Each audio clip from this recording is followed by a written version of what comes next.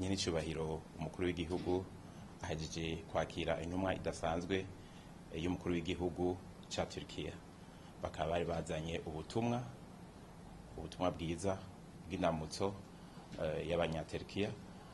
Bakaba bari baje no kugira ngo baganire ibintu bimwe bimwe bahuriye ko ibihugu bibiri byacu ari bibiri, Uburundi na Turkiya. Kuvyerekeranye kubana hagati y'Uburundi na Turkiya, imigenderanire imeze neza cyane.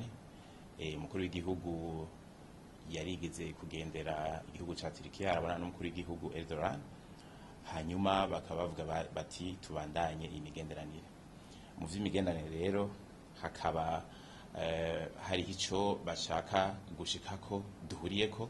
Murabizi yuko ibihugu uko ari bibiri mu gihe kitari kinini gose cahuye n'abo bashaka gutembagaza inzego zitoro n'abenegihugu. Uburundi itariki 13 z'ukwezi kwa gatanu 2015, Turkiya itariki 15 z'ukwezi kw'indwi 2016.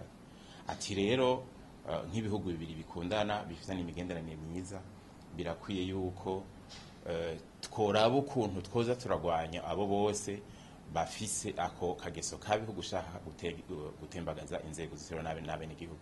Ati kandi n'inkuru zose dushobora guhanahana zituma ivyo bintu bitabandanya tuzihane. Ica kabiri bavuganye ivyerekeranye n'uburezi.